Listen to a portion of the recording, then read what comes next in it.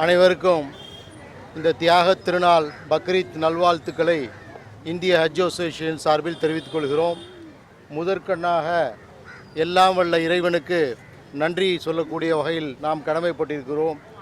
இந்த வருடம் ஹஜ் 2025 எந்தவித அசம்பாவிதமும் இல்லாமல், எந்தவித இன்சிடெண்ட்டும் இல்லாமல், எந்தவித மிஸ்ஸிங் கேஸும் இல்லாமல் அரஃபாத்திலும் சரி, மீனாவிலும் சரி, மக்காவிலும் சரி, முஸ்தலிஃபாவிலும் சிறப்பாக நடைபெற்றது என்பதை தெரிவித்துக் கொள்வதில் மகிழ்ச்சி அடைகிறோம்.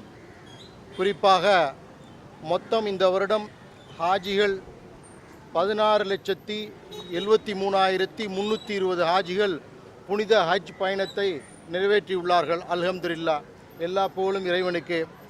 அதில் பாரத நாட்டை பொறுத்த வரைக்கும் 1,32,540 பேர் ஹஜ் செய்துள்ளார்கள்.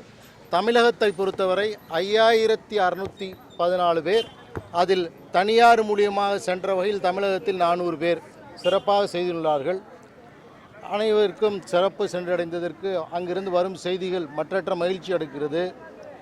இந்திய நாட்டின் சார்பாக 150 கோடி மக்களின் சார்பாக சவுதிய அமைச்சர் ஹஜ் உம்ரா அல் தௌஃபீக் அல் ராபியா அவர்களுக்கு மனமார்ந்த நன்றியை தெரிவித்துக் கொள்கிறோம். இந்தியா மட்டுமல்லாமல் உலக நாடுகள் அனைத்தும் அவர்களுக்கு பாராட்டு மழை குவிந்து கொண்டிருக்கிறது.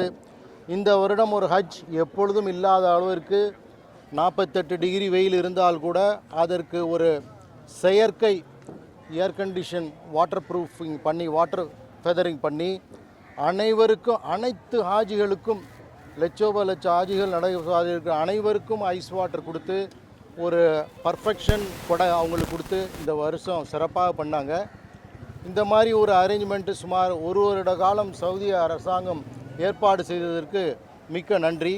வரும் காலங்களில் இதேபோல்தான் ஹஜ் இருக்கும் என்பதில் எந்த விதமான மாற்று கருத்தும் இருக்காது. குறிப்பாக மத்திய அரசாங்கத்தை பொறுத்தவரை சிறுபான்மை அமைச்சகம் ஜித்தாவில் உள்ள ஹஜ் மிஷனில் பிரின்சிபல் செக்ரட்டரி, டைரக்டர் ஹஜ், சிஇஓ அவர்கள் அனைவரையும் முதல் முறையாக முகாமிட்டு நேரடி மேற்பார்வை கொண்டதற்கு மத்திய அமைச்சகத்துக்கு நன்றி தெரிவித்துக் கொள்கிறோம். மேலும் தமிழகத்தை பொறுத்தவரை மாண்புமிகு தமிழக முதல்வர்கள் தாயுள்ளம் கொண்டு 64 கோடி ரூபாயில் ஹஜ் இல்லம், நாடு சுதந்திரம் அடைந்ததிலிருந்து இதுவரை இல்லாத வகையில் இந்த வருடம்தான் ஹஜ் இல்லம் தமிழக அரசுக்கு என்று சொந்தமாக கட்டுவதில் மற்றற்ற மகிழ்ச்சியை தெரிவித்துக் கொள்கிறோம்.